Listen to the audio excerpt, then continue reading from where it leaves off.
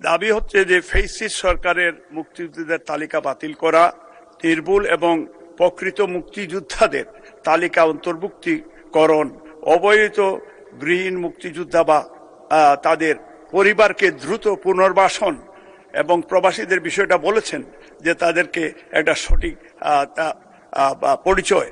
3টি উপজেলায় যোদ্ধা কমপ্লেক্স বিবরণ, দক্ষিণ সুরমা কমপ্লেক্স কাজ শেষ হলেও হস্তান্তর করা হচ্ছে না।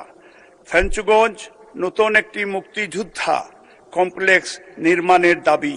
বালাগঞ্জ মুক্তিযোদ্ধা কমপ্লেক্স সংস্কার ও আরও একটি তলা বর্ধিত করা কোনো পরিকল্পনা আছে কিনা, এবং তার সাথে সাথে আমরা সত্যিকার অর্থে আজকের আমাদের স্পেশালি দক্ষিণ সুরমায় আমাদের মুক্তিযুদ্ধের অনেক সঠিক মুক্তিযোদ্ধাদের যারা একটা গ্রামেও, আমার নিজের গ্রামেও, এটা তেতলি হচ্ছে দক্ষিণ সুরমায়, যেদিন তারা অ্যাটাক করেছিল 11 জন পাকিস্তানি, সেই দিন অর্ডিনারি কৃষকের কাস্তি দিয়ে তারা জবাই করে এই গ্রামের প্রত্যেকটা মানুষ মুক্তিযুদ্ধে তারা অংশগ্রহণ করেছে, কিন্তু তাদের ব্যাপারে আজ পর্যন্ত ওই এলাকায় কোনো খোঁজখবর নেই। আছে, আশা করছি মাননীয় মন্ত্রী আপনি যখন সিলেট ভিজিট করবেন, আপনি যখন দক্ষিণ সুরমা ভিজিট করবেন, মুক্তিযুদ্ধের সর্বাধিনায়ক general M A G Osmani, rear admiral Mahbub Ali Khan এবং আমার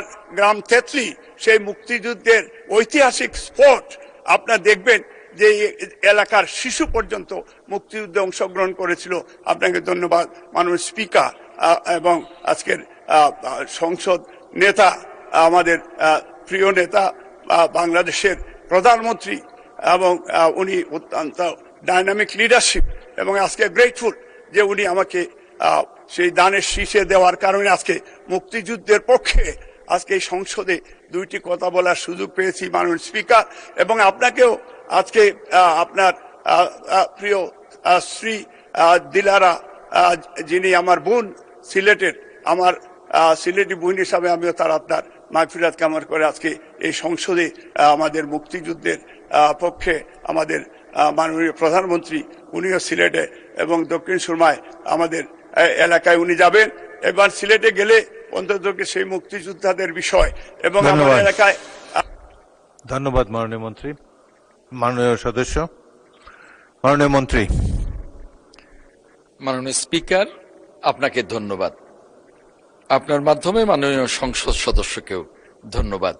মাননীয় স্পিকার, বর্তমান সরকার শহীদ রাষ্ট্রপতি জিয়াউর রহমান, যিনি মহান মুক্তিযুদ্ধের মহান ঘোষক, রণাঙ্গনের মুক্তিযোদ্ধা, বাংলাদেশের 1 নম্বর বীরুত্তম, তার আদর্শে লালিত বর্তমান সরকার। মাননীয় স্পিকার, বাংলাদেশের প্রথম নারী মুক্তিযোদ্ধা, আমাদের বাংলাদেশের অবিসংবাদিত নেত্রী, বাংলাদেশের গণতন্ত্রের আজন্ম যোদ্ধা, যাকে ডক্টর মোহাম্মদ ইউনূস বলেছেন বাংলাদেশের মহান অভিভাবক, সেই বাংলাদেশের 1 নম্বর প্রথম নারী মুক্তিযোদ্ধা, তাদের সুযোগ্য সন্তান আমাদের মাননীয় প্রধানমন্ত্রী জনাব তারেক রহমান। আমাদের মাননীয় প্রধানমন্ত্রীর নেতৃত্বে আমাদের সরকার মুক্তিযুদ্ধের প্রতি, মুক্তিযোদ্ধাদের প্রতি প্রতিশ্রুতিবদ্ধ। কাজেই আমি মাননীয় স্পিকার আপনার মাধ্যমে সম্মানিত সংসদ সদস্যকে জানাতে চাই যে এখনো যে সমস্ত জায়গায় এই মুক্তিযোদ্ধা কমপ্লেক্সের কাজ হচ্ছে সেগুলো সম্পন্ন হবে, যেগুলো কাজ এখনো শুরু হয়নি সেগুলোর বিষয়ে আমাদের পরিকল্পনা আছে, যেগুলো পুরনো হয়ে গেছে সেগুলো সংস্কার হবে।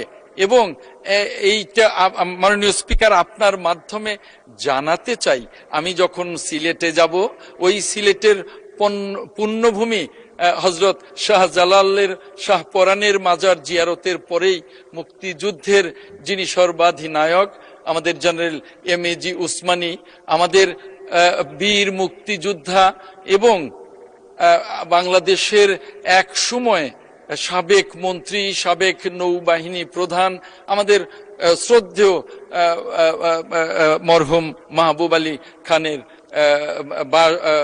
এলাকা এবং তাদের মাজার জিয়ারত করব এবং সেখানেও মুক্তিযুদ্ধের জন্য বা মুক্তিযোদ্ধাদের স্মৃতি সংরক্ষণে কি করা যায় সেটা নিশ্চয়ই ব্যবস্থা গ্রহণ করব।